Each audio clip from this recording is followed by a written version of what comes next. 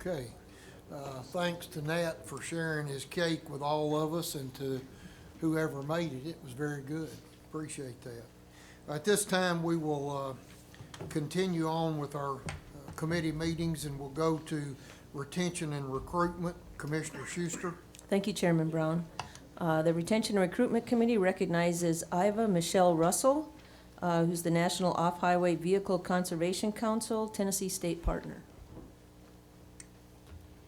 Commissioners, it's not me. If you don't mind, can I introduce Ms. Russell? Absolutely. Just a short introduction of, as you probably will hear shortly, the agency, there was a bill passed a few years ago that put an off-highway vehicle program in the code section that the Tennessee Wildlife Resources Agency administers. Since that time, I've worked with Ms. Russell a number of times over issues that we both felt important, and trying to clarify where we were on all the different things. We've met right before Christmas.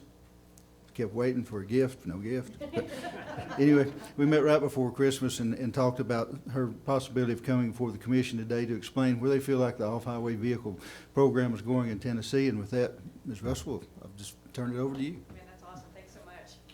I don't know if I can follow Nat, though. I mean, she's fire. I've been working with Nat since January 2007. Let me tell you, he's like your best friend. We've had some interesting, wonderful times in the Legislative Plaza. I would probably classify it as a love-hate relationship. Where is Nat? He's like, man, Michelle, I'm out of here. All right. Don't laugh at the title of this presentation, Partnering for Solutions. It makes sense. I know that's kind of an easy way to put it, but a lot of us who've been involved in the off-highway vehicle program fund throughout the, yeah,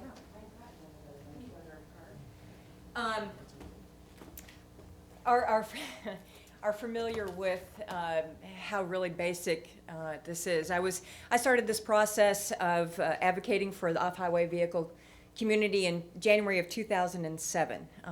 The Southern Four-Wheel Drive Association had hired me to be a lobbyist for the off-highway vehicle community to move the Off-Highway Vehicle Act forward. And I had just finished a run for state representative for District 37 in rural areas of Grundy, Marion, Sequatchie, and Van Buren County. And one of the things that I'd encountered when I ran for office was that we were losing, the off-highway vehicle community was losing their places to ride. This was the big development boom in Grundy County. In our neck of the woods, our land was being bought up right and left by big developments. We also had a lot of Bowater land being sold. Our people have been riding those lands for generations. I mean, you know, people have been riding off-highway vehicles probably since the motor was invented. That's what we do. We ride in the woods. We didn't really know it was bad. So, until TDEC told us.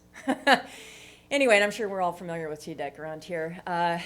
We have a love-hate relationship with TDEC. Grundy County itself has over 30,000 acres of public land in our county. 30,000 acres of public land in our county, and we really don't have access to it. So, so our people ride, and they do it sometimes illegally.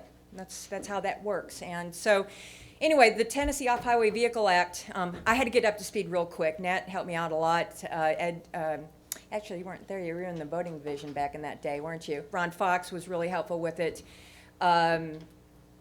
This process happened a long time ago. Back in 1999, Governor Sundquist created a blue ribbon study committee. I don't know what they call them, study committee, whatever. It's in the packet. I'm going to go to the first page. I'm going to give you a quick history of how we got where we are today, because you got to know your history in order to understand your future. We've always wanted to move forward with the off-highway vehicle program because it makes sense. It makes sense. Of course, and Senator Woodson, I'm so used to calling you that. I guess it's Commissioner Woodson now, right? Followed your career forever, girl. You're awesome. Is Jamie? All right, we'll work it.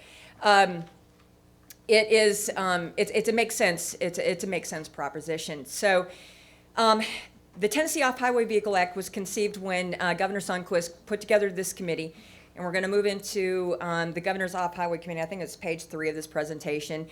Man, they've got this beautiful book that they printed out. This is the study that they created. It was a 3-year process. Man, it's beautiful. Cost a lot of money.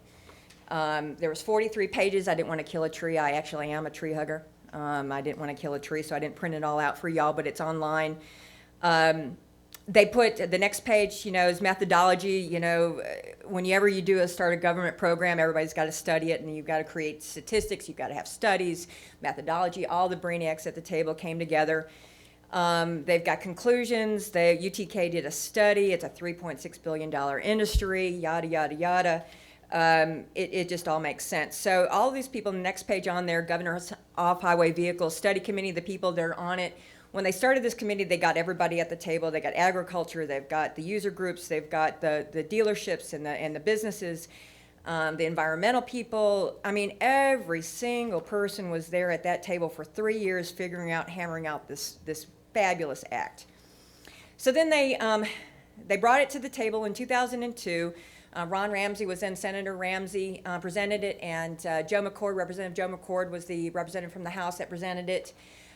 Joe has since gone on to Speaker Harwell's right-hand man. I'm not sure what is he called, deputy clerk maybe or something? What is he now?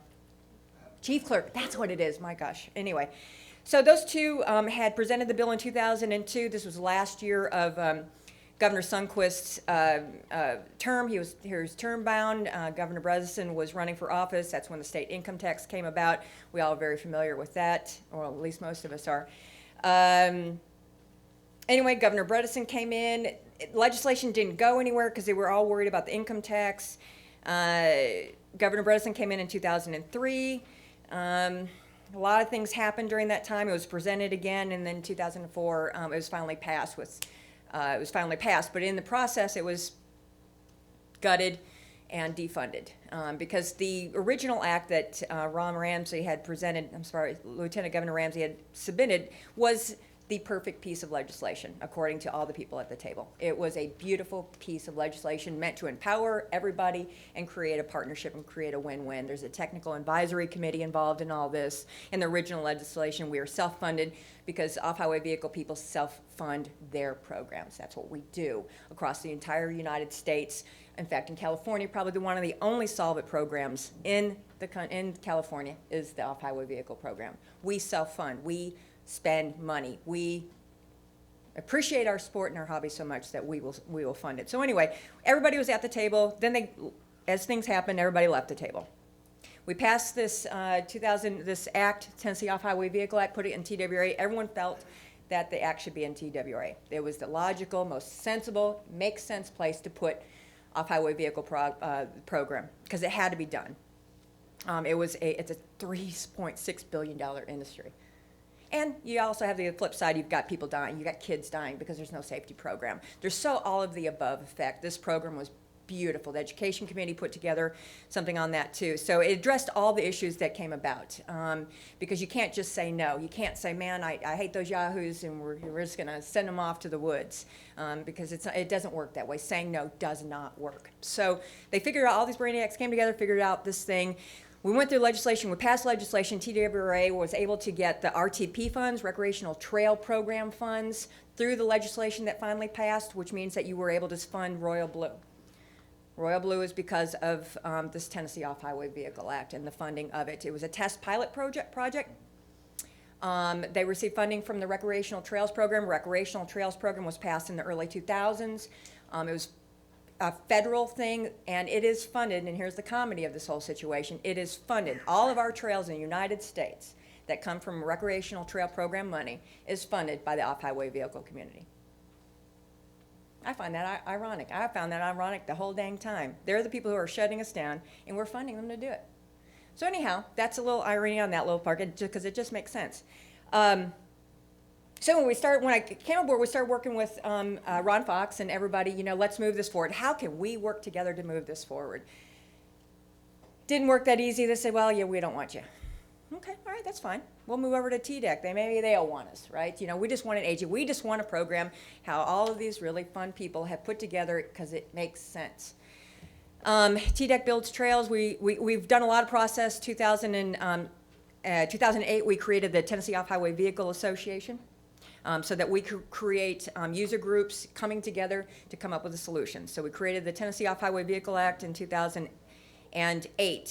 2010, we were able to broker a agreement with TWRA and TDEC to create a couple more test projects to see if we could do this correctly. So we were able to broker an agreement with the two agencies to create a grant and aid program. And we had one hopefully successful project happening in Middle Tennessee. So we got that going on during this whole process of figuring out how to move the off-highway vehicle program forward.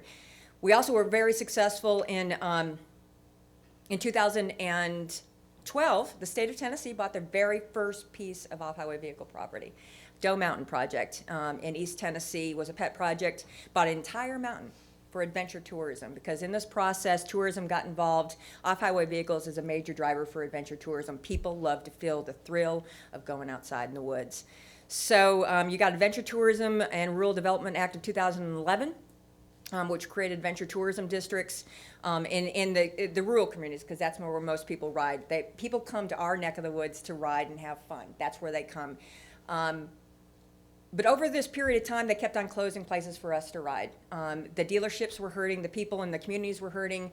We still haven't moved forward the off-highway vehicle program, because you need a leader. You need a leader to create an agency leader. I hate to say it, because I don't believe government's the answer. I never have. I'm anti-government if you really want to know the answer. But there are some things that government does very well, and that's infrastructure. So there's liability issues with off-highway vehicles and the creation. There's so many public lands out there that we need to create some solutions. So anyway, we had an aha moment. I didn't give him a Christmas present, though. We ate at the smokehouse in Grundy County, there, in the world famous smokehouse, and had a sit down. And after all of these years of going back and forth and figuring out, we had a very combative relationship. We are your child, believe it or not. We are under you. We are your child. What are you going to do with this? And we just wanted to move forward. We just wanted to grow up. That's all we wanted to do. We just wanted to grow up and become a partner in this solution. So we have a meeting with Ed, and all of a sudden you ever have that epiphany, that really? Going back to square one. Going back to the original dang plan, self-fund the program, let's move forward. We've got it. How many people are new here on TWRA? Yeah.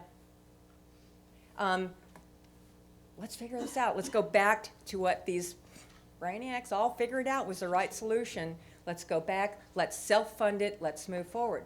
So and it's not as easy as you think. You're like, oh yeah, sure, You have to contact the user groups, you have to contact the dealers, you have to contact all your people in place to make sure that they are ready to come back to the table. Because believe it or not, there's a lot of angry people out there with TWRA.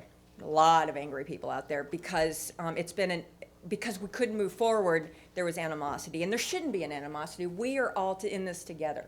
We are all in this together. And until we come together as a partner, there's not any solutions in place. So we want to come back to the table. Our people want to come back to the table and work this together in the original spirit that it was made in. So that's what we want to do. I want to, real quick, because this is kind of new to some of the people, I want to give you a face to the OHV community, because I got involved because these people are some of the best people you will ever meet. They got your back. They pay for themselves. They're Americans. They are your firemen. They are your policemen. They are your veterans. These people are the most solid human beings on the face of this earth. So I want to put you a face real quick. I promise I'm not taking your time, because I got a 20-minute thing going on. I'm going to put a face to off-highway vehicle real quick, and at the very end, I'm going to wrap it up. I'm going to take questions, and I'm going to ask for your vote on helping us move forward. So I'm going to put a face on it. I've got our TDEC from our TDEC Commission, our OHV representative and guru of Southern Four-Wheel Drive. So I'm going to give this to Bob.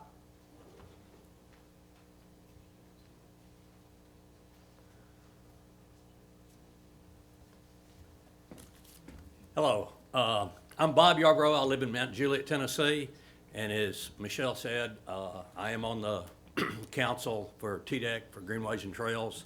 Also past president of Southern Four-Wheel Drive. It's a 6-state area in the southeast, and former vice president of United Four-Wheel Drive, which covers all the country plus about 6 other countries.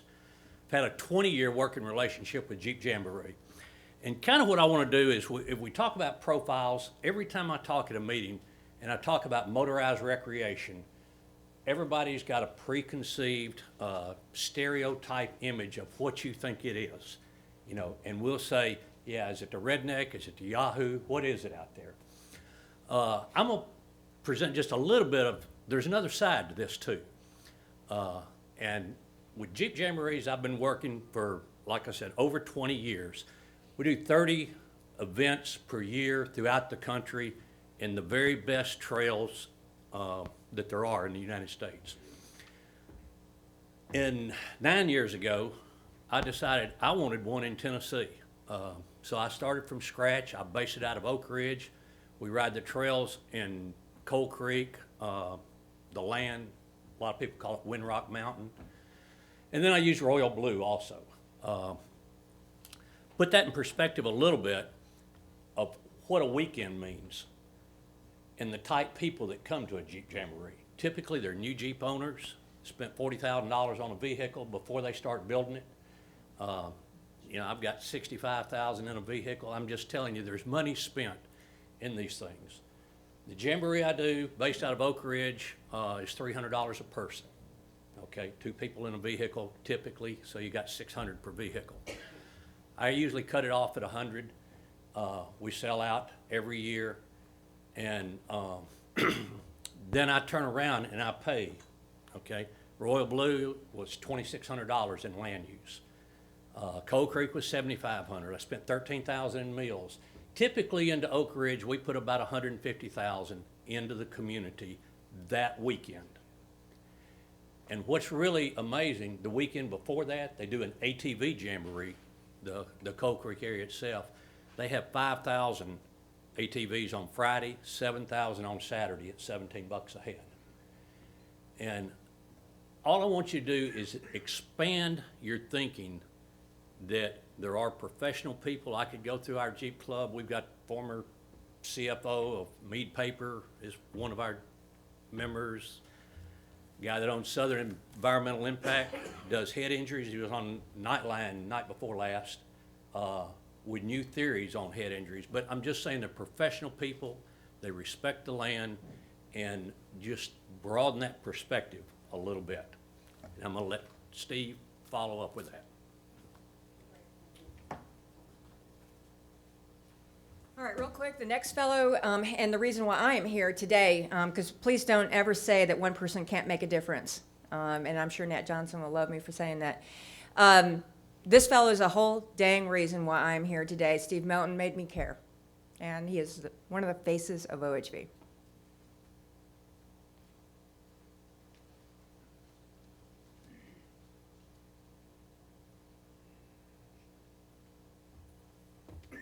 Hello, my name is Stephen Melton.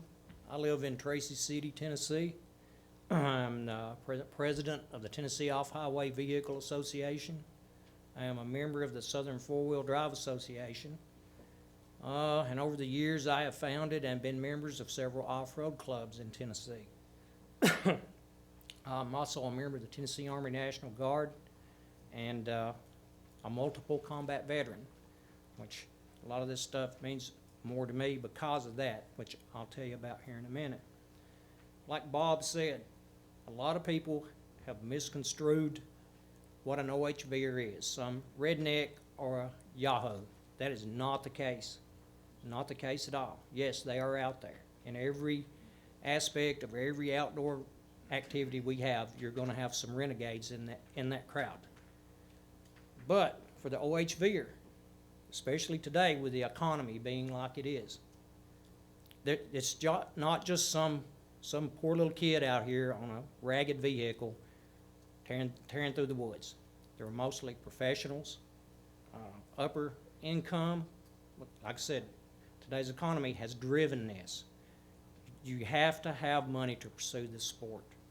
And all these guys, majority of them, I'd say 95%, I'm going to go on with somewhat Bob said here, and I'm going to read directly from the Forest Service survey taken in 2005. It's an outdoor survey for recreation and environment, and I'm going to read straight from the survey. Shows participation rates for each of the 47 outdoor recreational activities across the 5 OHV user segments. OHV users as a whole are more active in almost every recreational activity relative to the general U.S. population age 16 and older. The exception is backpacking. For some activities, OHV users participate at more than twice the national rate. In particular, OHV users were about 3 times more likely to participate in the three types of hunting, big game, small game, and migratory bird, than was the general public. I'm going to read some of this to you. Most people think, as I said, that when they go out in the woods, they're a bunch of beer drinkers and raping the land. That is not the case. OHV generates in the state of Tennessee billions of dollars in revenue. Billions. Not just a few hundred, but billions of dollars. They pretty much sustain themselves, as Michelle has said. We're running out of places to ride. My other fear in that is when we run out of places to ride, then the stigma of being trespassers and people raping the land, it's just like animals. When they run out of a place to use their off-road vehicle, they will then trespass. I do not want this to happen. And finishing here, just to tell you some that's in this survey here, in this National Survey for Recreation and Environment, just to give you an idea of what the average off-highway vehicle user does. And this is out of all the users. 56% of them visit a wilderness or a private primitive camping area. 45% of these are day hikers. 37% of these are primitive campers. 35% of these are mountain bikers. 25% of these OHV users are big game hunters. 21% are small game hunters. 20% are backpackers. 16% are horseback riders. 7% are migratory bird hunters.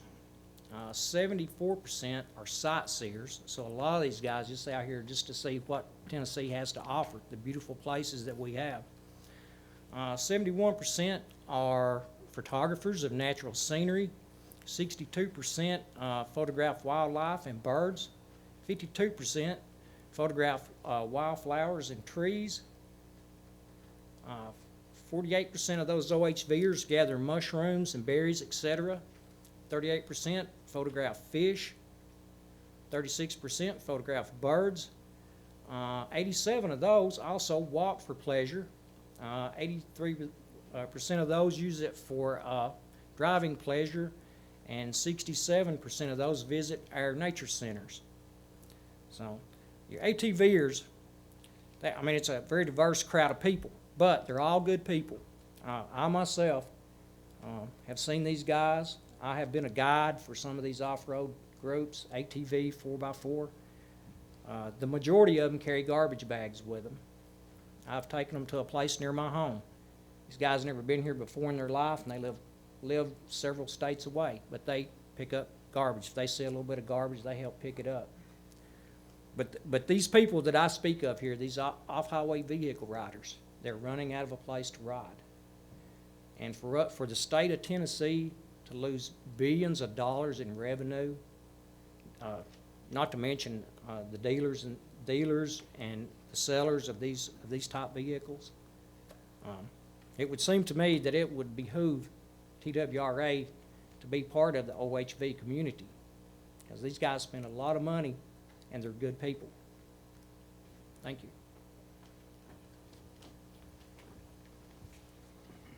Okay, through this process, you meet great people. I think that's with any process.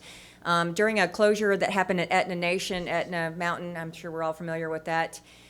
We got to know a lot of the people that were involved in that cause, and although it didn't go in our favor, we still believe that there are solutions out there to this entire puzzle. One of the great people and one of your greatest assets and cheerleaders for TWRA was a fellow that made me see that TWRA is not the enemy. So for my change of heart, you can thank Ed Carter, and you can also thank Mike Bailey, a retired officer, because he is such passion for this agency that is unbelievable, and it makes me have hope that we can work together. So I'm going to present Mike Bailey. He has a perspective.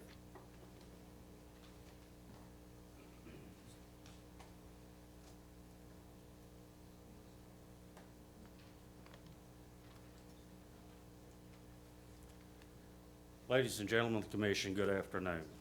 My name is Mike Bailey. I'm the retired lead officer for TWRA. I began my career with TWRA back in 1975 as a wildlife technician on Blythes Ferry Hiawassee Wildlife Refuge. I spent the next 31 years as the Marion County Wildlife Officer. I retired in January of 2011. Also that same month, I retired at the rank of Major, United States Army Reserve. Since I retired, primarily my main objective has been trying to catch up with 35 years of hunting, fishing, camping, range shooting, and everything else that I've missed while serving as a state wildlife officer. Today I'd like to come before you to urge you, this commission, to embrace the Tennessee Off-Highway Vehicle Act, most specifically the way it was originally written. It is my personal feelings that with the leadership of TWRA, partnering with the leadership of the OHV community, we can establish an OHV program for the state of Tennessee that will be self-supporting and will complement and enhance TWRA's mission of managing our natural resources. As all of you are aware, hunting is a pretty safe activity. It's very safe. Very seldom do you ever hear of one hunter shooting another hunter or shooting himself or a member of the public. But when accidents happens, normally speaking, it happens in one of two instances. Either a hunter is going up or down a tree when hunting from an elevated platform, or they're going to and from their tree on an ATV. In the 35 years that I've taught hunter education, I have never ever had one single student in the perhaps 3,000 people that I've certified or helped certify that has ever had a firearms accident that resulted in serious injury or death. But I can't say that about my former students on ATVs. I've lost 2 former students due to ATV accidents, and I have one of my former students today that's confined to a wheelchair for the rest of his life. I think it's kind of interesting to note that in the Hunter Education Manual, there are 6 pages that are dedicated to tree stand safety, but only 1 page that's dedicated to ATV safety. I could find no data anywhere to substantiate what I'm about to say, but in my experience as a wildlife officer, there are far more accidents that occurs out while hunting due to ATV accidents than there are tree stand accidents. In the course of my career in enforcing the OHV regulations on the public hunting lands and the wildlife management areas, I've seen firsthand at the tremendous amount of environmental damage that can be done due to unregulated off-highway vehicle riding. Most of this damage has been done by the more exotic vehicles. Unfortunately, the rank and file OHV rider is sometimes accused of being part of an adrenaline driven type of activity that destroys a lot of land environmentally. But four-wheeling is not just a sport for stump jumping teenagers, but rather it's a sport for everybody to enjoy responsibly, environmentally, and with the proper training, very safely. But it also requires mentoring to them. When the Tennessee OHV Act was passed, I was pretty excited. I was excited after I read the law and saw that there'd be maybe the possibility that TWRA would develop an all-terrain vehicle safety course, develop environmentally friendly ATV trails on selected wildlife management areas, and thus educating the general public to the safe and the responsible use of off-highway vehicles. Provisions were made in the law for self-funding. The Commission was given the authority to promulgate rules and regulations necessary to conduct an effective OHV program in the state. In the end, however, outside of the North Cumberland Wildlife Management Area, many members of the OHV community became disappointed and somewhat disenfranchised with TWRA for not doing a lot more with the law that the legislature had mandated TWRA to administer. There's a lot of good reasons why TWRA should embrace an OHV program and to work with the community. By working with the OHV community to develop an expanded trail system, TWRA would gain an entirely new group of paying customers. It would also obtain, just as importantly, a new base of political support. By establishing an OHV safety course, TWRA would more fully accomplish its mission of developing safe and responsible hunters. Providing an expanded environmentally correct trail system, TWRA would establish its credibility with the OHV community, and by maintaining this trail system, it would essentially give them the ability to mentor to the OHV community and teach them the principles of tread lightly, thus preventing undue environmental damage in the future. The long story short here, TWRA should embrace the program to mentor responsible outdoor use to the OHV users, just the same as it does the hunters, fishermen, and the boating user groups. So how should the Tennessee's OHV program be handled? Personally, I think it should be handled just like the boating program. TWRA's boating program, as far as I'm concerned, it's a crown jewel of an organization. It should be administered parallel to it, just as other states have done as well. Both TWRA's boating and hunter education programs are award-winning, and there's no doubt in my mind that the agency and the OHV community working together in a cooperative partnership can accomplish the same with an OHV program. In closing, let me say this. Throughout my entire 35-year career with TWRA, I have always been multi-purpose, natural resource use oriented.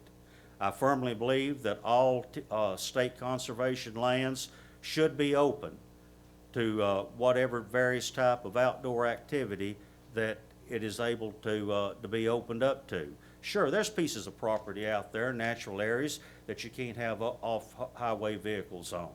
We all realize that, and you can't have them on there 365, 24/7, but there's many pieces of land that you can.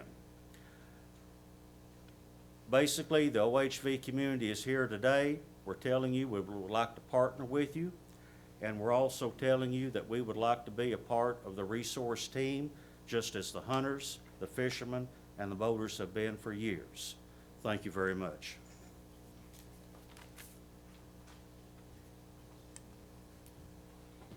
Now you can tell why I have a great fondness for the fellow. He speaks his mind. I've never seen him during this process say anything else but what his opinion is, and I respect that greatly. He has a great love for this agency, and you should all should be proud you've got people in those kind of positions in your agency. So anyway, bottom line, my time's up. What we'd like to do is self-fund again. We'd like to bring back to the table the original Ron Ramsey legislation. We'd like to start over.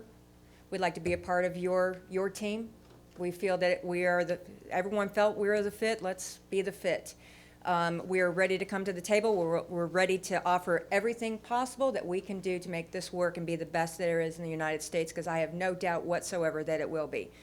We've got a lot of great people in place. We've got a lot of leaders in place that are ready for action, because we're action kind of people. Unfortunately, the bills have been whittled down to 15 per legislator, and that has kind of put a crimp in our plans. Otherwise, I wouldn't be asking for this vote. I'd just say, hey, let's all start talking. We'd like to present that legislation. We've got a spot available to us. If you agree to support us, to fund us, to help each other. And is there any questions that would keep you from saying yes? Thank you, Iva. That was a great presentation. Director Carter, I don't want to put you on the spot, but if we could just maybe clarify some things going forward. I think that, you know, it's not a credibility issue on the OHV community. Definitely that's not where we're at, but, you know, how the agency is going to manage this. And I think that probably is the crucial thing going forward. So where are we at with that, and what does it look like going forward? I know you're just starting discussions again, so help us to understand where the agency is at right now.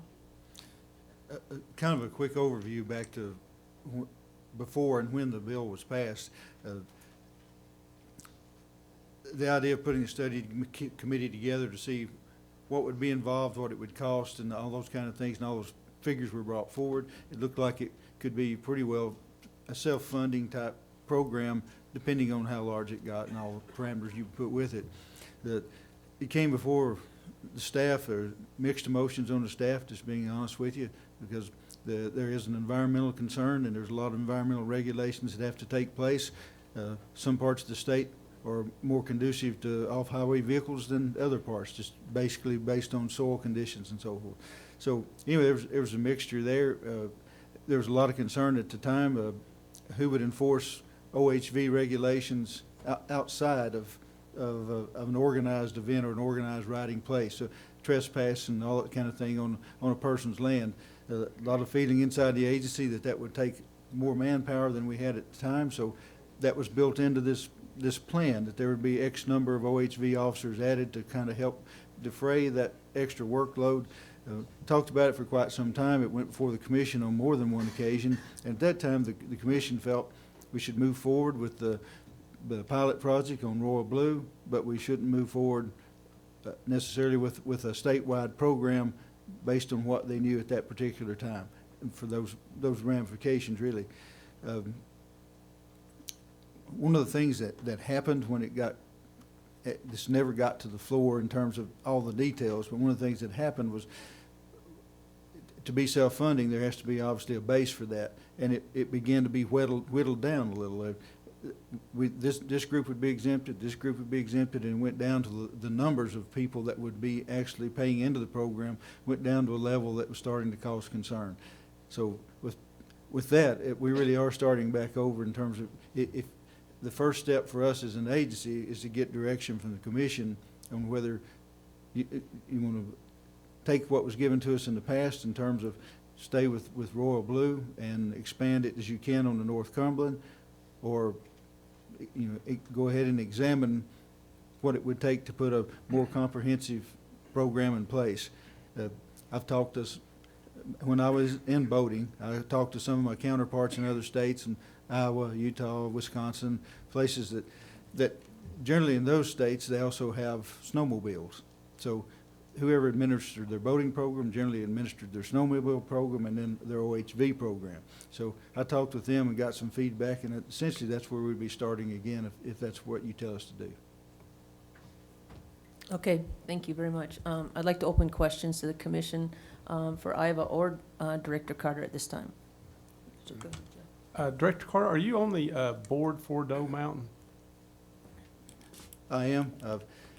I've been to a meeting or two.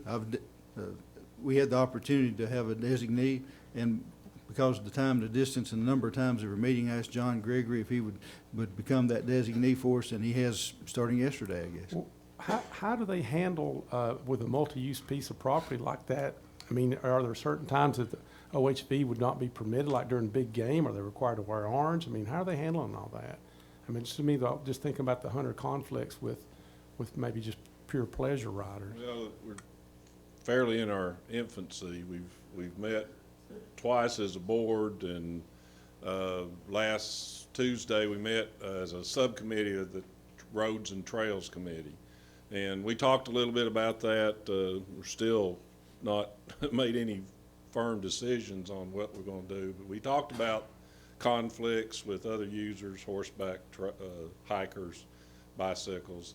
And, some of the examples that were brought forward, I think Minnesota, they have ambassadors that are like volunteers to try to educate people that they see might be doing something wrong rather than going straight to an enforcement type issue. But the people at the meeting the other night felt like, as long as you respect each other, there's rules, like when you encounter a horse, while you're doing it, you stop.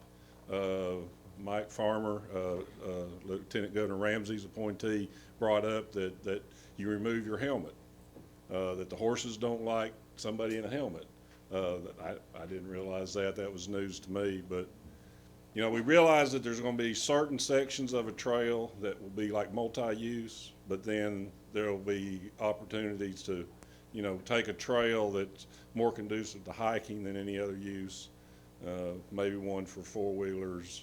We feel like there'd be some diversion of trails to particular users, but then there's going to be sections that will have to be, just because you can't have all these different access points.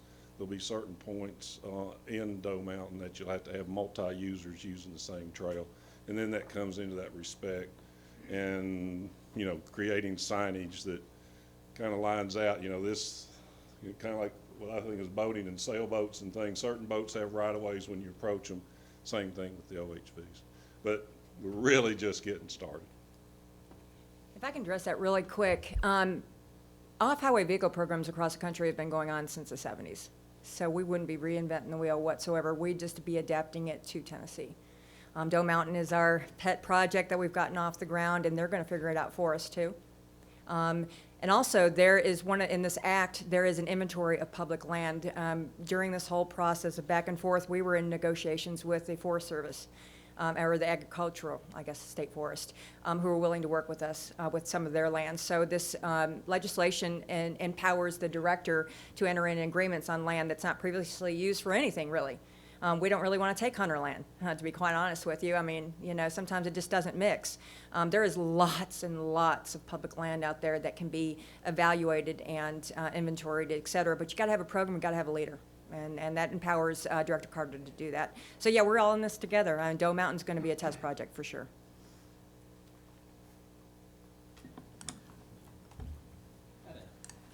I know Doe Mountain is a cooperative project with all of our agencies, but I was under the understanding several months back that the off-road vehicle program had been turned over to TDOT, or department, The act still designates it into the Wildlife Resources Agency. When Ms. Russell was talking earlier about an agreement between us and TDEC, that was to take the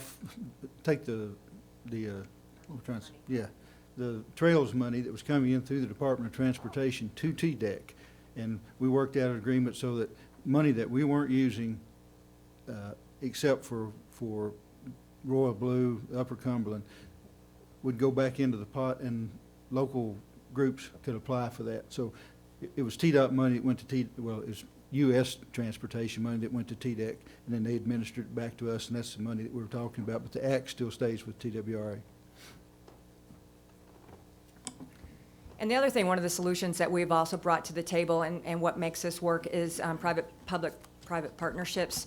When you get it down to localities, if the clubs are not, with Doe Mountain, there is a club that is signed on, and the county mayor is signed on. So it is a local deal, because if you don't have the locality agreement and working together, it's not going to work. We have found that time and time again. If you do not have the county government involved, and if you don't have the local users involved in working together, it won't work. So Doe Mountain's another experiment in that, because the county mayor, I believe, is chairman of the Doe Mountain project. Mayor Potter has been excellent on that. And Mike Farmer, who can't be there today because I guess they're dumping snow out there in East Tennessee, has been a huge asset to the team. Commissioner Cannon?